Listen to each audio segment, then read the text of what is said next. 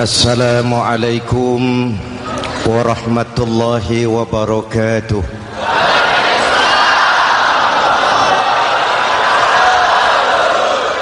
Alhamdulillahillazi ja'ala ramadhana syahra siyami lil mu'minin. Wassalatu wassalamu ala asyrafil mursalin Sayyidina Muhammadin wa ala alihi wa sahbihi ajma'in, amma ba'du. Para ulama yang saya muliakan, para pejabat baik sipil maupun militer yang saya hormati, alhamdulillah malam ini atas izin Allah, mudah-mudahan yang kita laksanakan ini merupakan bagian dari amal ibadah kita di bulan suci Ramadan ini. Hadirin, reformasi terbesar adalah reformasi yang dilakukan oleh baginda Nabi besar Muhammad sallallahu alaihi wasallam. 23 tahun merombak satu bangsa biadab menjadi bangsa beradab, merombak umat yang terpecah belah menjadi umat yang bersatu, merombak masyarakat yang tenggelam dalam kemusyrikan menjadi umat yang bertauhid. Reformasi besar apa yang dilaksanakan oleh Rasul dan apa hubungannya dengan kita sekarang? Ini yang ingin saya sampaikan malam ini.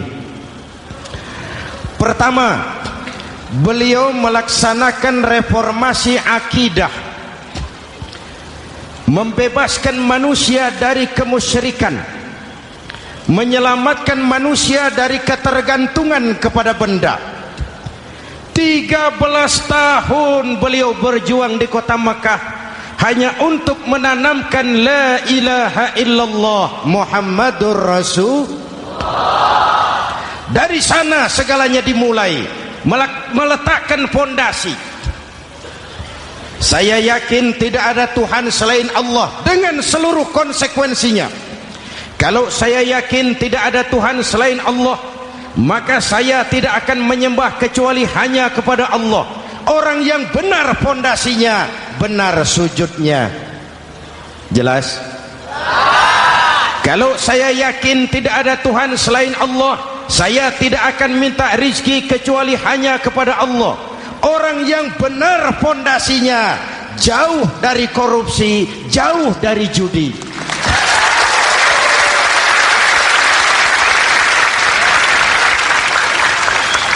Kalau saya yakin tidak ada Tuhan selain Allah, saya tidak akan menggantungkan hidup kecuali hanya kepada Allah. Saya tidak akan melarikan persoalan kecuali hanya kepada Allah. Saya tidak akan pernah takut kecuali hanya kepada Allah. Saya tidak akan minta tolong kecuali hanya kepada Allah. Inilah generator yang membangkitkan seluruh nilai-nilai amal kita. Kita puasa, kita sujud, kita jihad, itu kan karena nilai iman. Betul? Imannya tidak kelihatan, yang kelihatan gejalanya. Mic ini berbunyi karena ada strom. Percaya apa tidak? Kelihatan stromnya? Kok tahu ada strom dari mana? Dari bunyi. Ada suaranya itu, ada stromnya. Kenapa? Bunyi. Lampu menyala karena ada strom. Kipas angin berputar karena ada strom. Betul? Jadi kalau ada strom bunyi dong. Kalau ada strom lampunya nyala dong. Kalau ada strom kipas anginnya muter dong. Artinya apa? Kalau ada iman sujud dong. Kalau ada iman jihad. Udah dangdong.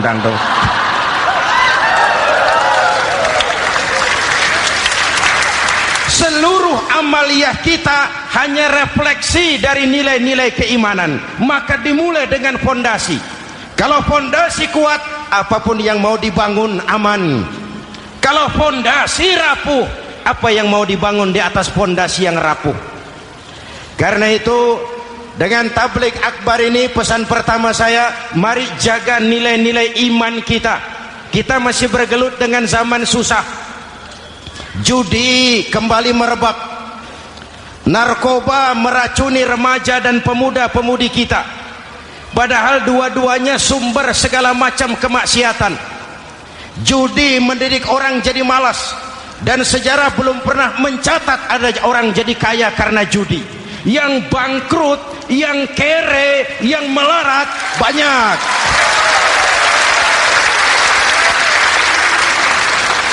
Makanya saya bersyukur di sini nggak ada yang judi. Nggak ada, mana saya nggak lihat di sini. Entahlah kalau di luar sini.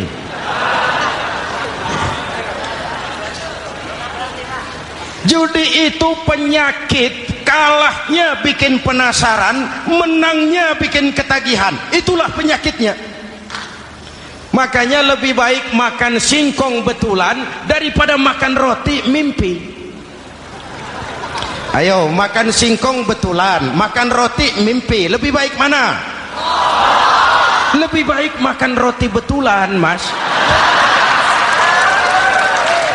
Maksud saya, uang 4-5 ribu rupiah itu daripada belikan togel, daripada dibelikan pakong, daripada dibelikan macam-macam undian judi, lebih baik dibelikan beras, makan sama-sama. Hadirin yang saya hormati, karena iman kita hidup, untuk iman kita berjuang, dalam iman kita ingin kembali menghadap Allah Subhanahu. Dahulu pun orang-orang tua kita berjuang memerdekakan negeri tercinta ini. Apa faktor penggerak utamanya? Iman. Imanlah yang mengajarkan orang-orang tua kita, hubbul watan minal iman. Cinta tanah air bagian daripada iman. Lah, tanah air kita kan bukan Aljazair. Tanah air kita bukan Palestina. Tanah air kita bukan Mesir. Tanah air kita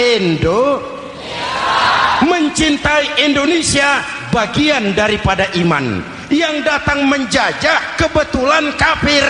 Lah ini, bertemulah cinta tanah air dengan semangat jihad yang diajarkan agama. Lalu bangkitlah para ulama, bangkitlah para kiai, bangkitlah para santri, berjuang memerdekakan negara tercinta ini. Saya tanya lagi, orang-orang tua kita dahulu berjuang melawan penjajah, senjatanya apa? Bambu runcing. Jenderal mana mau taruhan bambu runcing merdeka melawan tank? Bambu runcing merdeka melawan meriam.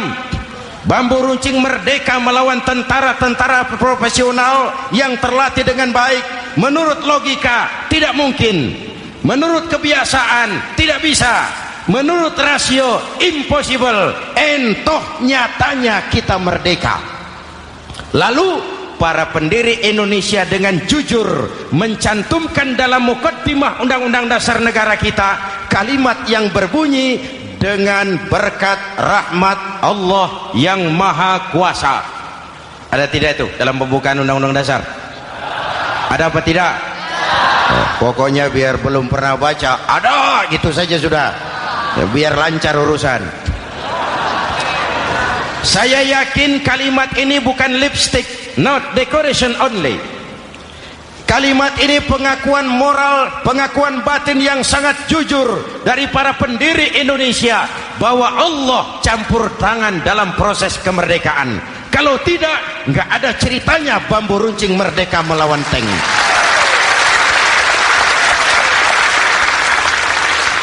Kalau dulu iman untuk merebut kemerdekaan, sekarang iman untuk mengisi kemerdekaan. Betul? Betul? Karena itu jaga nilai-nilai iman, jangan tidur. kita sudah berhasil melaksanakan pemilu, sidang umum MPR sudah digelar, pemerintahan baru sudah terbentuk. Itu kita pilih bersama, kita dukung bersama. Mendukung itu tidak harus selalu iya, kula nuwun semohon dawuh kumaha juragan wae oke bos.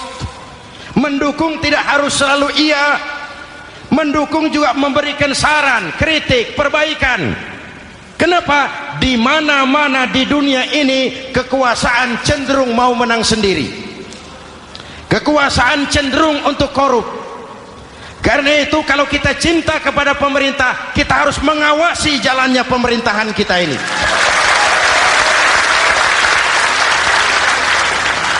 Pengalaman ketika Orde Baru berdiri, kita percaya, kita serahkan penuh, lalu kita tidur. Akhirnya kita jadi susah sendiri. Betul? Umat Islam tidak boleh jatuh dua kali di tempat yang sama. Hari ini lewat sini jatuh wajar, belum tahu barangkali. Besok lewat sini lagi jatuh lagi, goblok tenan gitu. Masa jatuh dua kali di tempat yang sama itu bagaimana?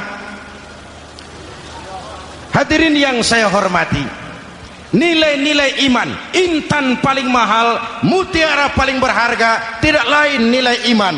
Imanlah yang menyebabkan kita gembira menyambut datangnya Ramadan, menyingsingkan lengan baju, menghamparkan sajadah, melakukan pendekatan yang intens kepada Allah. Kenapa? Kita mengerti nilai Ramadan.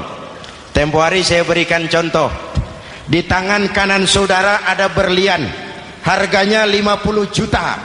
Di tangan kiri saudara ada rumput seikat. Berlian dan rumput ini taruh di depan kambing. Kira-kira mana yang diambil kambing? Rumput, dasar kambing. Kambing tidak ngerti nilai berlian. Padahal kalau kambing sedikit mau pakai otak. Kalau berlian yang saya ambil, kata kambing, lalu saya bawa ke pasar, kemudian saya jual, harganya 30 juta, lalu dibelikan rumput, dapat rumput sekabupaten. Tapi kambing tidak ngerti nilai berlian, yang kambing tahu cuma rumput. Kenapa? Hidup kambing cuma melayani perut. Maka kata Imam Ali karramallahu wajhah, orang yang hidupnya hanya untuk melayani perut,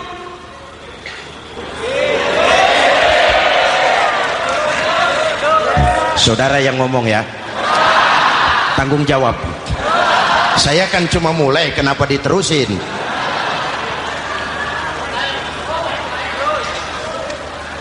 Hadirin yang saya hormati, jaga iman baik-baik, wariskan kepada anak-anak kita. Mereka harapan kita semua, mereka masa depan Indonesia. Akan bagaimana Republik Indonesia, bahkan akan bagaimana Islam di Republik Indonesia 20, 30, 40 tahun yang akan datang, anak-anak kitalah jawabannya.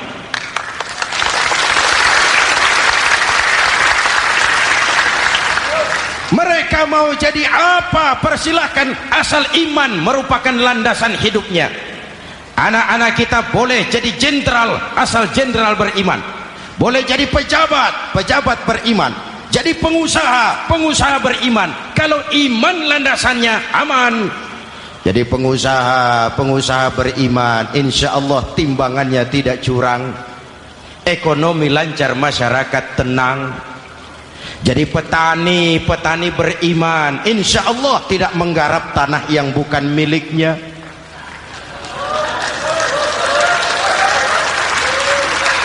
Jadi pejabat, pejabat beriman, insya Allah korupsinya sedikit.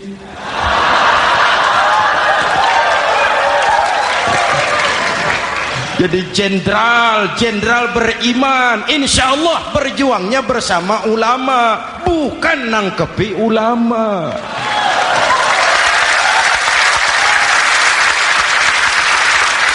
Jadi teknokrat, teknokrat beriman. Jadi pengusaha, pengusaha beriman. Jadi seniman, seniman beriman. Jadi maling. Nggak ada, mana ada maling beriman. iman landasannya, insya Allah aman. Ini yang pertama. Yang kedua, baginda Nabi melaksanakan reformasi sosial. Berupa apa? Membebaskan manusia dari ras diskriminasi, mengikat manusia dengan tali akidah. Diciptakan kita dari laki-laki dan perempuan, dijadikan kita bersuku-suku dan berbangsa-bangsa. Bahkan Quran memulai dengan kalimat syu'ub, wa ja'alnakum syu'uban wa qabaila. Kami jadikan kamu berbangsa-bangsa dan bersuku-suku agar kamu saling mengenal satu dengan yang lain. Saya ingin mengulangi imbauan saya, mari kita tingkatkan kerukunan, 3 macam kerukunan. Pertama, rukun antar umat seagama. Sesama muslim harus rukun. Ya Pak? Ya Bu? Hei.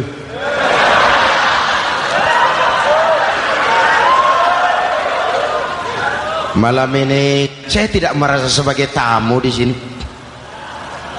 Saya hanya keluarga di tengah-tengah keluarganya.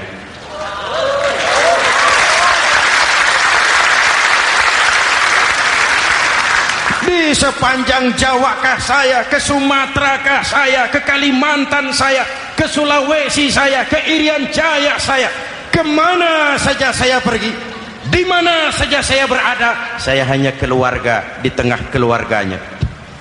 Sebagai muslim kita terikat akidah, sebagai bangsa kita punya komitmen, kita ingin bersatu nusa, satu bangsa, satu.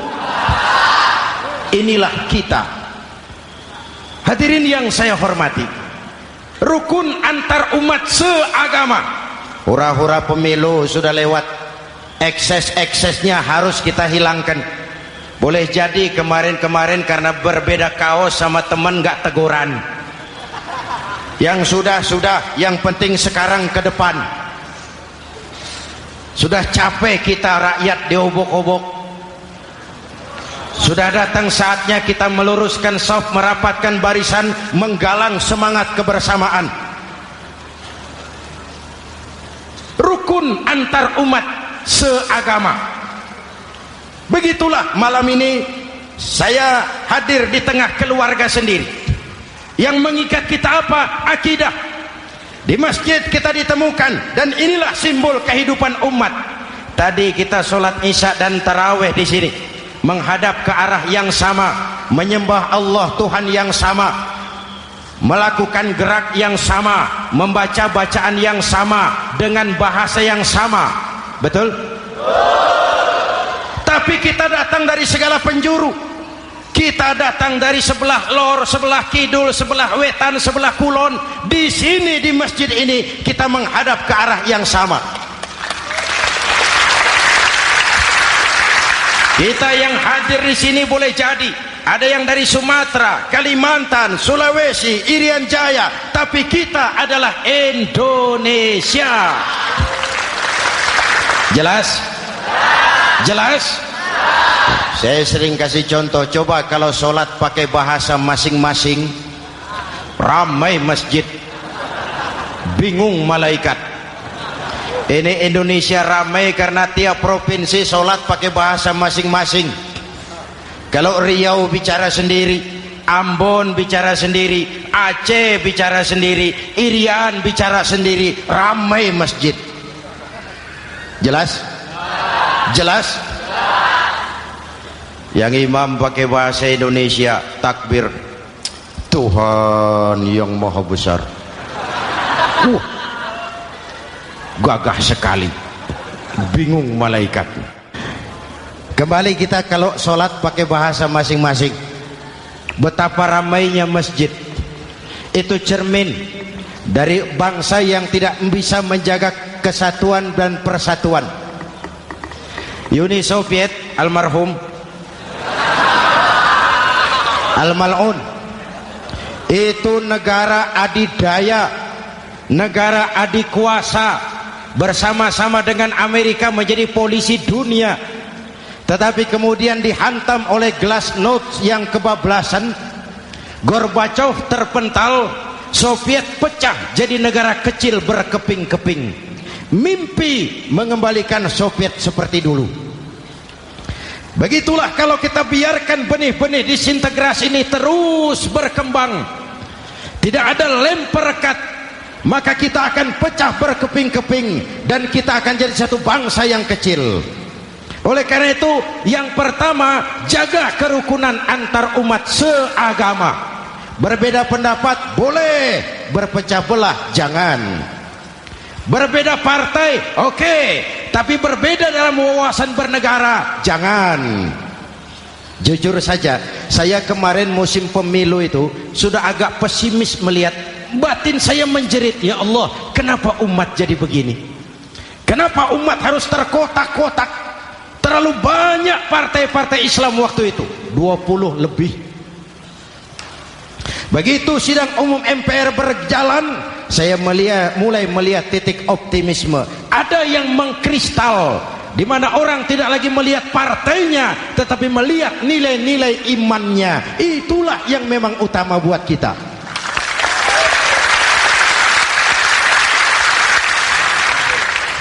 Ini yang pertama, rukun antar umat seagama. Yang kedua, rukun antar umat beragama.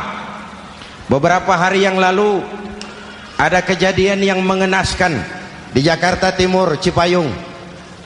Peristiwa penyerbuan Yayasan Dolos. Hadirin yang saya hormati, kita tentu menyesalkan kejadian itu. Kita tidak bisa menyetujui tindakan main hakim sendiri. Kita berharap pemerintah bukan hanya bisa menangkap pelakunya, tapi juga yang tidak kalah pentingnya mengusut akar permasalahannya. Kenapa itu terjadi? Kalau cuma pelakunya yang ditangkap, akar permasalahannya tidak selesai, saya khawatir terulang lagi di tempat lain. Inilah yang terpenting, menjaga kerukunan antar umat beragama, saling menghormati, saling menghargai. Jangan melakukan kamuflase, jangan melakukan tindakan-tindakan yang rawan dan peka. Misalnya umat Islam membangun masjid di tengah perkampungan orang Kristen, padahal tidak ada Islamnya di situ. Itu bisa menimbulkan kerawanan. Atau sebaliknya, membangun gereja di tengah perkampungan umat Islam yang tidak ada Kristennya di situ. Atau sebaliknya, mereknya kegiatan sosial, mereknya kegiatan kemanusiaan, tapi isinya penyebaran agama kepada orang yang sudah beragama. Itu pun bisa menimbulkan kerawanan. Jelas?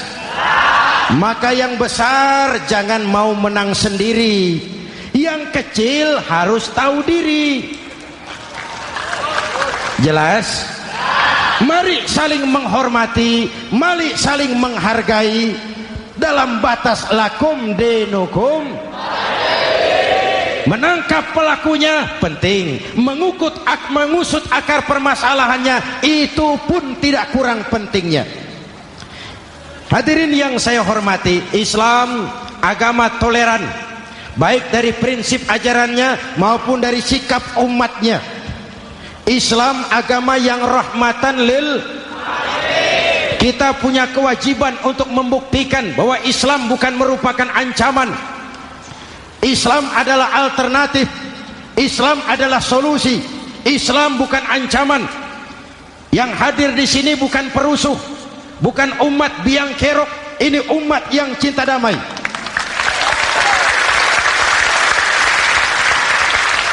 Ini umat yang tidak pernah mencari-cari musuh, tapi juga tidak akan pernah lari kalau bertemu musuh. Mari kita jaga kerukunan antar umat beragama. Jangan sampai peristiwa Dolos terulang lagi di tempat-tempat lain. Saling menghargai, saling menghormati. Jangan main hakim sendiri. tapi juga jangan mau menang sendiri. Hadirin yang saya hormati, dengan menjaga kerukunan antar umat beragama, akar keutuhan kita sebagai bangsa semakin terpelihara. Lalu yang ketiga, rukun antar umat beragama dengan pemerintah. Tadi kita sholat di sini ada imam, ada makmum, betul? Kalau makmum siapa saja boleh, Mas. Tidak ada pemilihan makmum. Fikih itu ketat kalau sudah memilih imam. Nih makmum siapa saja. Pak, itu orang pemabuk itu, boleh jadi makmum. Suka mencuri, Pak, boleh jadi makmum. Bacaannya tidak fasih, boleh jadi makmum. Ketinggalan 1 rakaat, boleh jadi makmum. Tapi tidak tiap orang boleh jadi imam. Kenapa? Imam mau mimpin orang banyak. Kalau dia bodoh, bagaimana nasib makmumnya?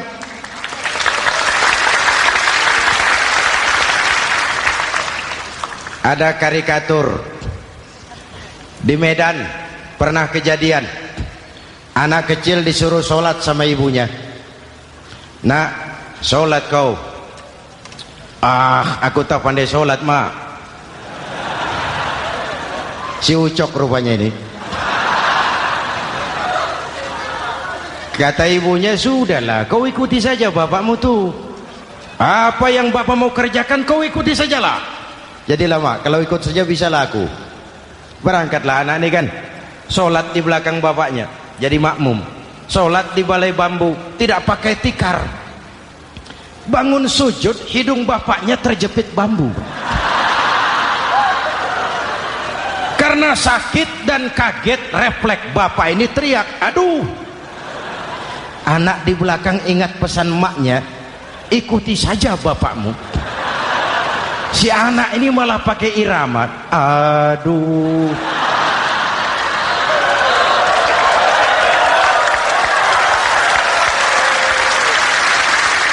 Lah, ada yang lebih gendeng lagi.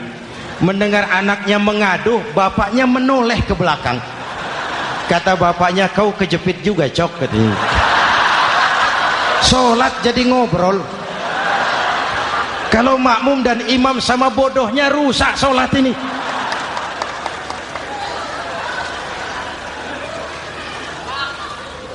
Hadirin yang saya hormati, rukun antar umat beragama dengan pemerintah, pemerintah yang legitimate, yang dihasilkan lewat proses demokrasi.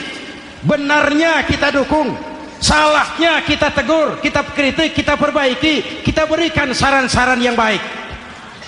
Sekali lagi, jangan tidur. Sudah lewat masanya. Kemarin-kemarin kita menghadapi satu masa yang penuh krusial.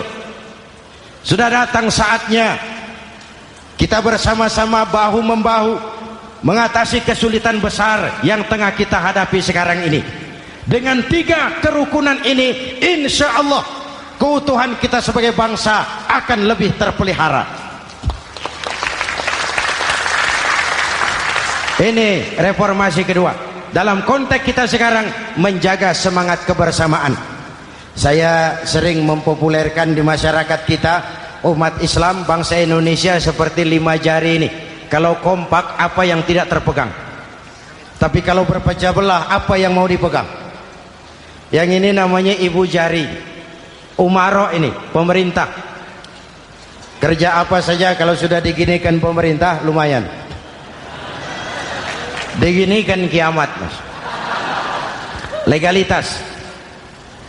Umaro. Yang ini telunjuk, alat untuk menunjuk. Ini orang yang punya uang, orang kaya, para pengusaha, investor. Kita perlu untuk memulihkan roda perekonomian kita. Di mana-mana kalau orang sugih nunjuk, lancar urusan, Pak. Coba kita yang melarat nunjuk-nunjuk ini, nggak laku, Pak. Makanya kata orang, serba salah jadi orang susah, tapi lebih susah jadi orang serba salah. Serba salah jadi orang susah, tapi lebih susah jadi orang serba salah. Telunjuk. Yang ini jari tengah lah ini, di tengah dia, ke kanan tidak, ke kiri tidak. milik semua golongan ini, netral. Siapa ini? TNI. Siapa ini? Cendekiawan. Siapa ini? Ulama idealnya itu. Milik semua, tidak kemana-mana tapi ada di mana-mana. Nggak bisa diajak suitan ini. Nggak ada anak-anak main kelereng suitnya begitu, itu nggak ada.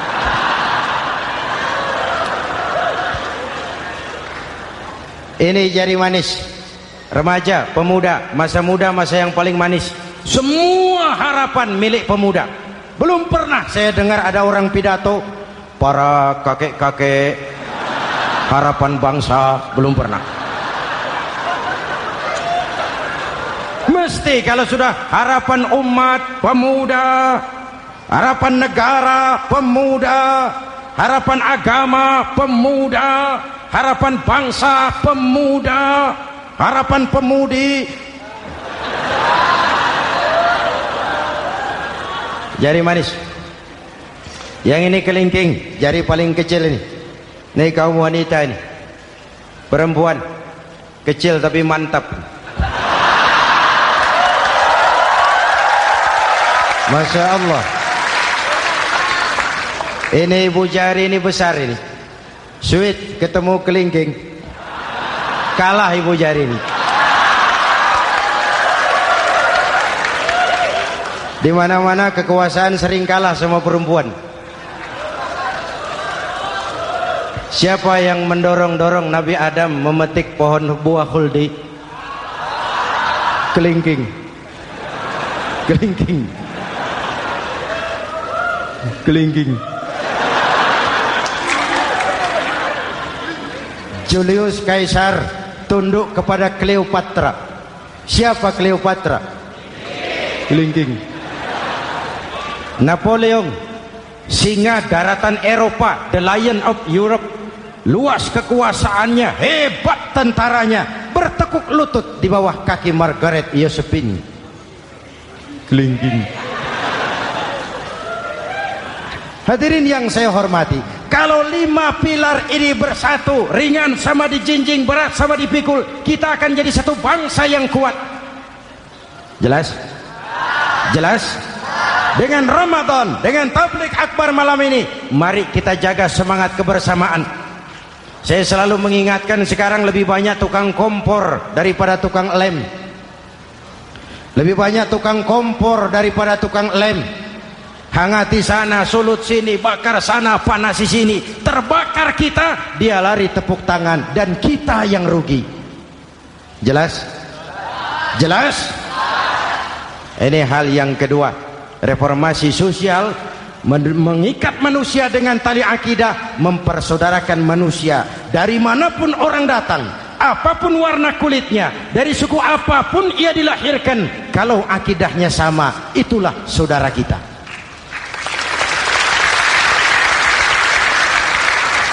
Kembangkan terus kerukunan antar umat seagama, antar umat beragama, dan antar umat beragama dengan pemerintah. Muslim bagaikan satu tubuh. Jikalau yang satu sakit, yang lain ikut merasakan sakit. Muslim bagaikan sebuah bangunan, yang satu sama lain harus saling memperkuat. Ada yang jadi tiang, tentu. Ada yang jadi pintu, memang. Ada yang jadi genteng, iya. Tapi satu sama lain harus saling memperkuat. Tidak bisa genteng ngomong sama tiang. Kata genteng, saudara tiang, kamu sih enak. Saya setengah mati, kata genteng. Hujan kehujanan, panas kepanasan, kadang-kadang anak-anak nakal saya dilontari batu, kata genteng. Yang jadi tiang ngomong lagi, kata tiang, saudara genteng, jangan sembarangan kalau ngomong. Kamu kira kamu bisa nongkrong di atas? Itu gara-gara siapa, genteng? Aku yang topang dari bawah, kata tiang. Kamu jadi anggota DPR, jadi anggota MPR, jadi pejabat, kami rakyat yang angkat.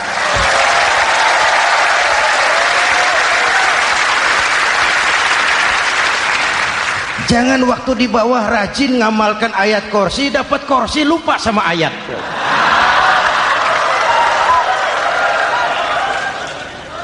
Mari ringan sama kita jinjing, berat sama kita pikul, duduk ya kita sama rendah, berdiri kita sama tegak. Tidak ada warga negara kelas 1 di Republik ini. Ini reformasi kedua. Yang ketiga, reformasi menegakkan keadilan, menyelamatkan manusia dari kezaliman. Sebelum Islam datang, sebelum Rasul datang, manusia dibedakan oleh hartanya, manusia dibedakan oleh warna kulitnya, manusia dibedakan oleh keturunannya. Beliau dengan tegas mengajarkan, innallaha la yanzuru ila suwarikum wala ila amwalikum walakin yanzuru ila qulubikum wa a'malikum. Allah tidak melihat potonganmu, Allah tidak melihat hartamu. Yang Allah lihat itu hatimu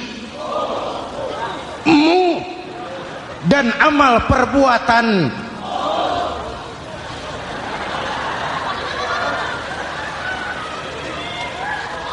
Perjuangan menegakkan keadilan. Hadirin yang saya hormati, itulah yang menyebabkan reformasi kita menggelinding, menuntut keadilan, baik keadilan di bidang politik, keadilan di bidang ekonomi, keadilan di bidang hukum. Nabi pernah mengingatkan, hakim, kata Nabi, itu ada 3 macam. Al-qudatu salasatun. Hakim ada 3 macam. 1 di surga, 2 di neraka. Hadirin yang saya hormati, siapa yang hakim ke surga itu?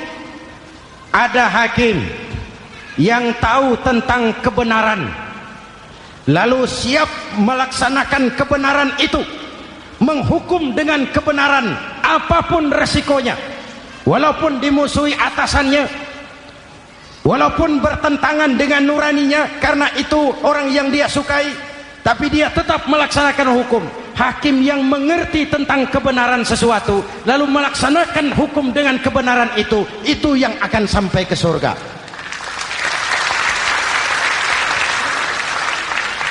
Yang kedua, ada hakim tahu tentang kebenaran tapi tidak mampu melaksanakan hukum dengan kebenaran itu.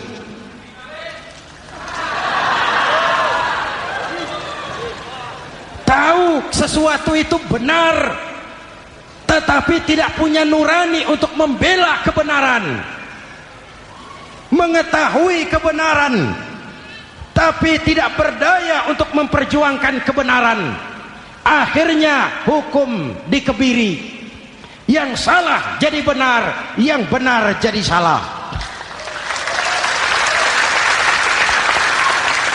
Itulah realita yang kita rasakan selama ini.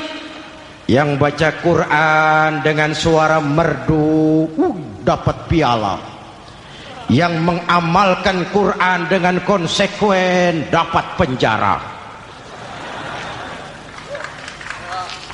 yang berteriak-teriak menegakkan keadilan dianggap aneh, yang korupsi habis-habisan hidup terhormat.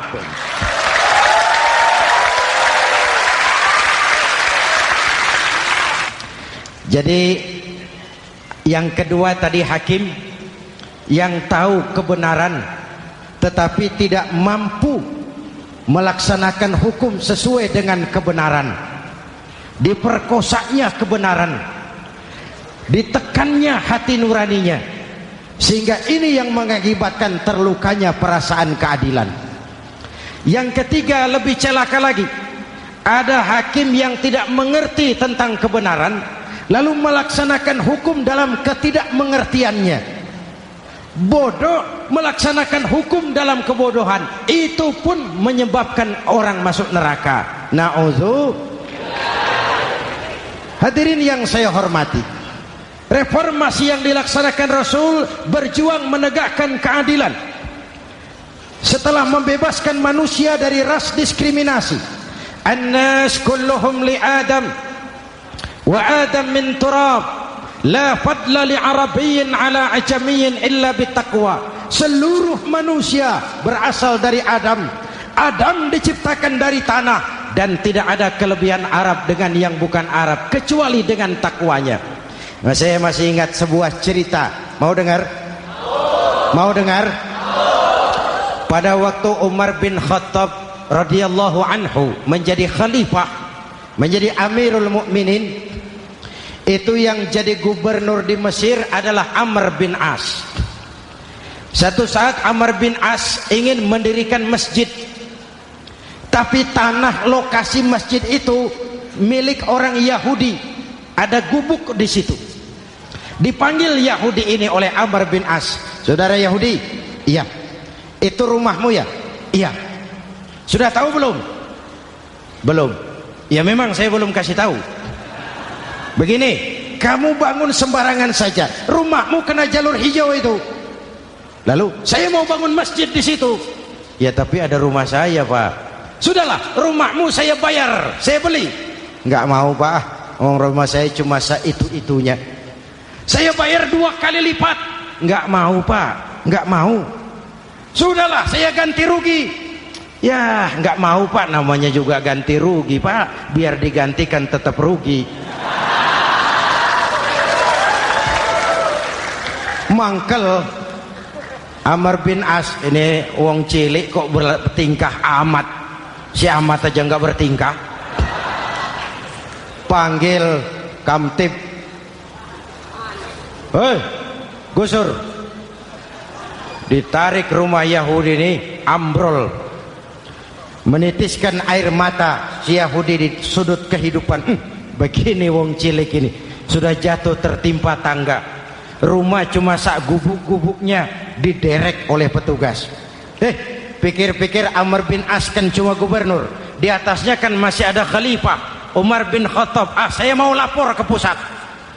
Berangkat Yahudi ini dari Mesir menuju Madinah, berhari-hari berjalan, sambil jalan sambil berpikir, ini nanti kalau saya laporan kepada khalifah, apa pengaduan saya diterima? Wong saya rakyat kecil, lagian Yahudi, sementara yang menggusur saya ini gubernurnya sendiri.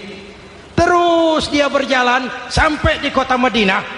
Lewat tengah hari dia mulai cari-cari. Ada orang, ketemu orang sedang tidur di bawah pohon kurma. Selamat siang, Pak. Siang. Saya mau numpang tanya, Pak. Tanya apa? Bapak tahu Khalifah Umar bin Khattab? Tahu. Istananya di mana, Pak?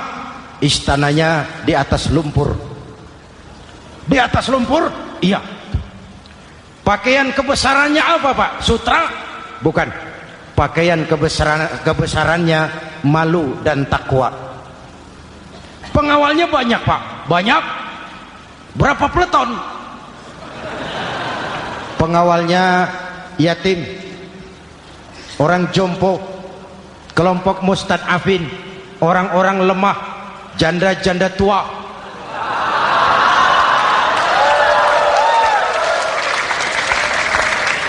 Itu pengawalnya. Pakaian kebesarannya malu dan takwa. Pengawalnya orang-orang lemah, tidak berdaya. Kok begitu, Pak? Begitulah Umar bin Khattab. Orangnya sekarang di mana, Pak? Di depan kamu. Jadi Bapak, iya. Bapak, iya.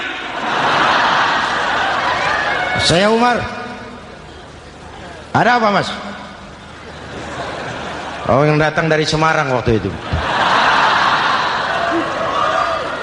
Gini loh, Pak, saya mau menuntut keadilan.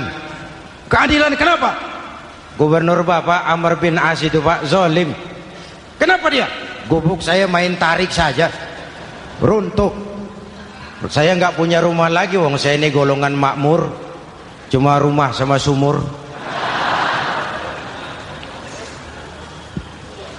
Lalu untuk apa? Katanya dia mau bangun masjid di situ, Pak. Dipaksanya rumah kamu ditarik sampai runtuh. Iya. Yahudi? Ya, Pak. Itu ada tempat sampah ya. Betul, Pak. Di situ banyak tulang unta. Coba kau cari satu tulang unta bawa ke sini. Bingung Yahudi. Pak, saya jauh-jauh dari Mesir ke sini ini mau cari keadilan. Kalau tulang unta di Mesir juga banyak, Pak. Sudahlah, kau ambil saja tulang itu. Berangkat Yahudi penuh tanda tanya, ambil sebuah tulang unta, diberikan kepada Khalifah Umar bin Khattab. Tulang ini diambil, Umar hunus pedangnya, dengan ujung pedang dibuat garis lurus di atas tulang unta itu. Rak. Selesai. Yahudi, iya Pak, sekarang kau kembali ke Mesir, serahkan tulang ini kepada Umar bin Amr bin As. Makin bingung Yahudi. Jauh-jauh datang kemari kira mau dapat keadilan, cuma dapat tulang. Ya sudahlah, namanya wong cilik, berangkat dia pulang ke Mesir. Berhari-hari sampai di Mesir. Pak Gubernur, ya lapor. Ada apa Yahudi? Saya dari pusat. Loh, kamu dari Madinah? Iya Pak. Ngapain sih kamu ke sana-sana? Nuntut keadilan. Kamu bertemu Khalifah? Ketemu Pak. Terus? Tulang.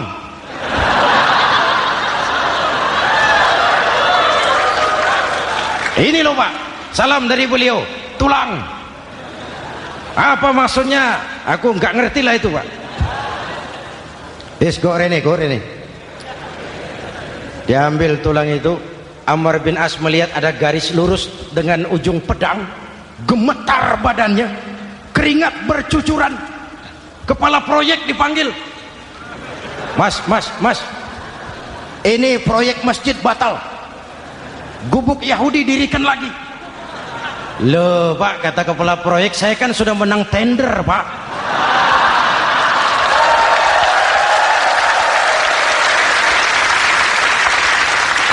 Wes, nggak ada urusan, sampean mau menang mau kalah tender, proyek batal. Itu gubuknya Yahudi dirikan lagi. Yahudi makin bingung. Ada gubernur dapat tulang gemeter. Pak Gob, ya, sebenarnya apa yang terjadi? Apa-apa? Kamu sedikit-sedikit main pusat.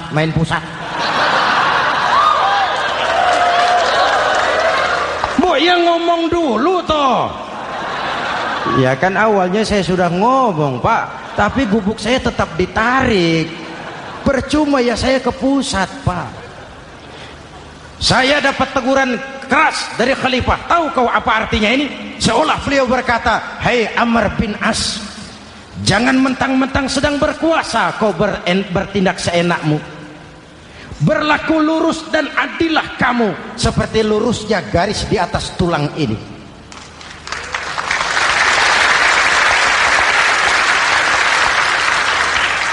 Kalau kau tidak lurus, kalau kau tidak berlaku adil, aku yang akan meluruskanmu dengan pedangku. Itu bahasa simbolik. Siapa yang gak gemeter? Kamu. Pusat. Wedus. Ya ini nek coro kita. Oh Pak, kalau begitu Islam adil ya Pak? Adil. Jadi saya menang Pak? Menang kamu. Padahal saya Yahudi. Tapi menang ya? Menang. Pak sudahlah kalau begitu Pak. Bagaimana? Itu gubuk saya ambil saja Pak.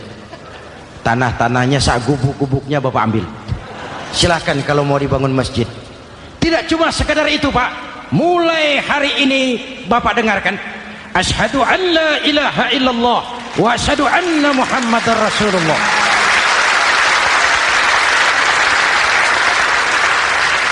Yahudi bisa menang perkara menghadapi gubernur. Kalau ini terjadi di Indonesia,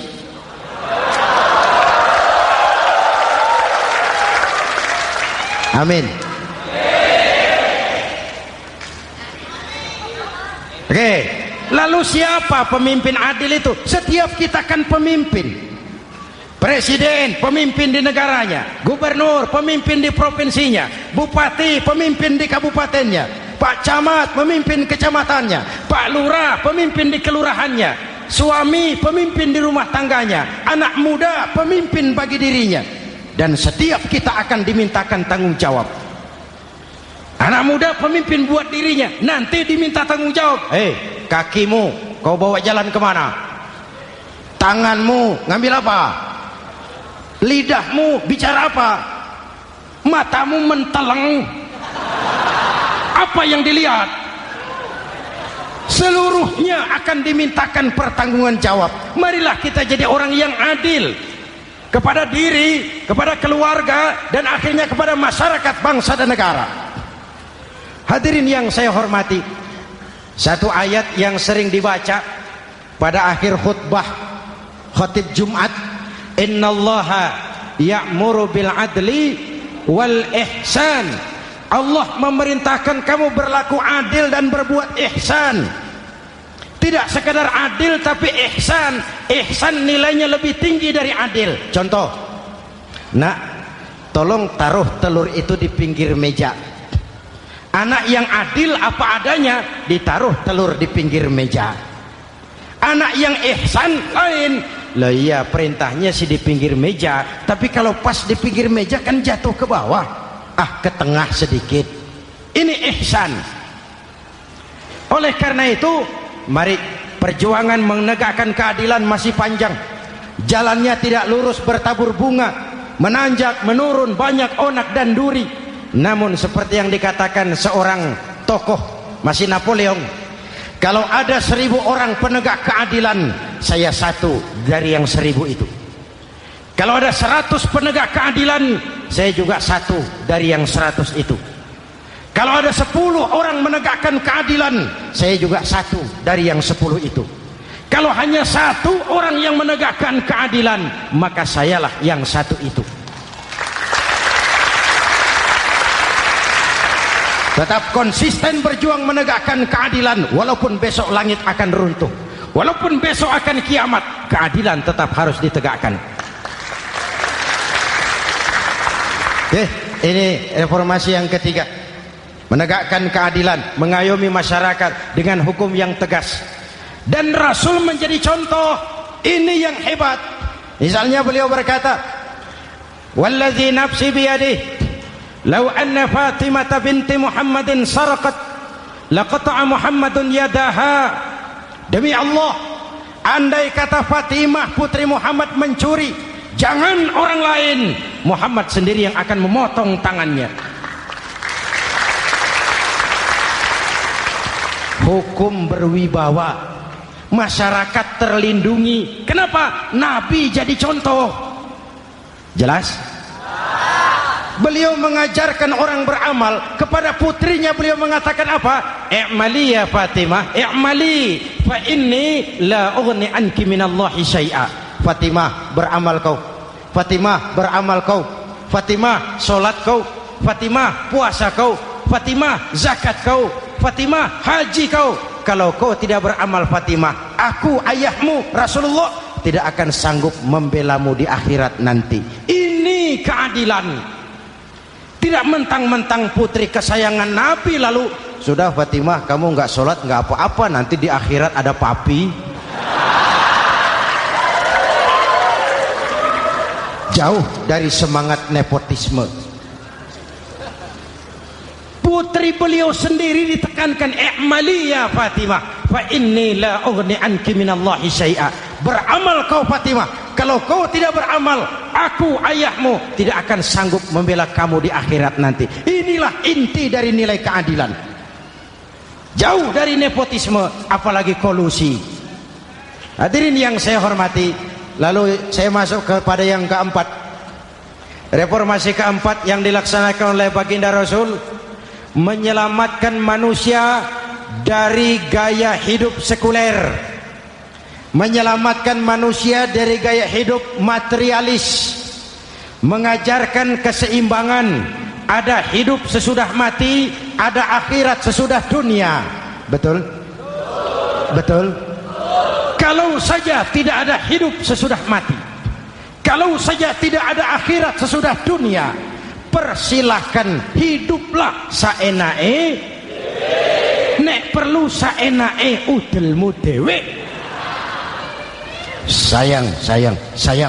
Ada hidup sesudah mati, ada akhirat sesudah dunia. Ini semua calon-calon jenazah.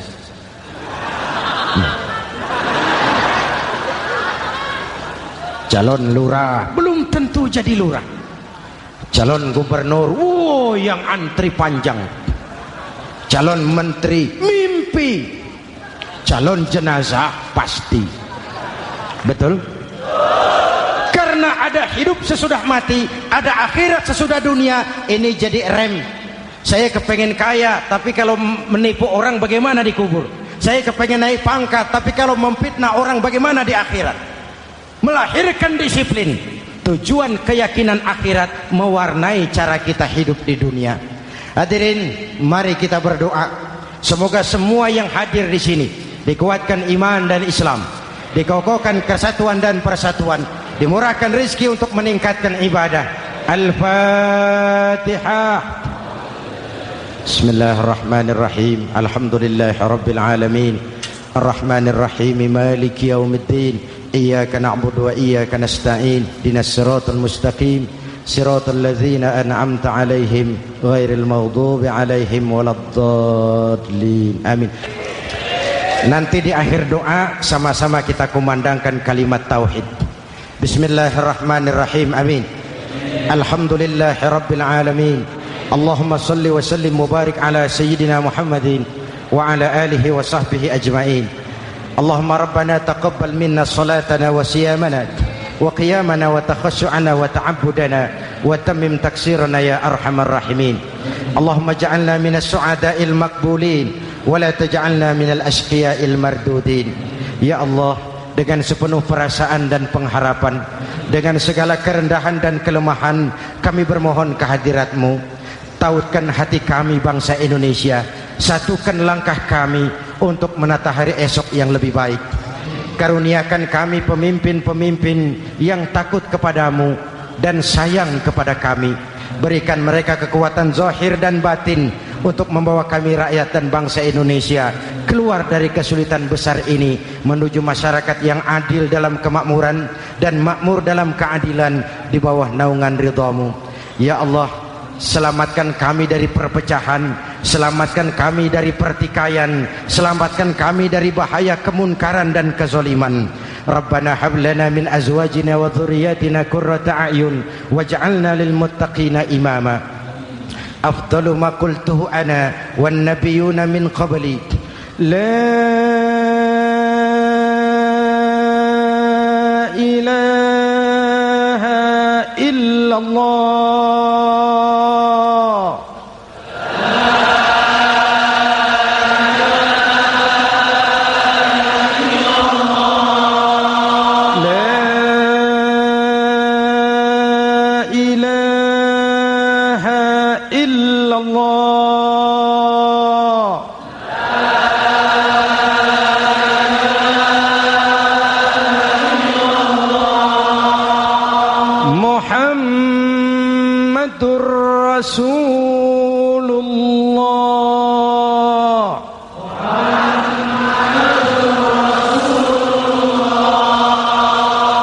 آمين. صلى الله عليه وآله وسلم. كلمة حق عليها نحيا وعليها نموت وعليها نبعث إن شاء الله من الآمنين. ربنا آتنا في الدنيا حسنة وفي الآخرة حسنة وقنا عذاب النار. وآخر دعوانا أن الحمد لله رب العالمين.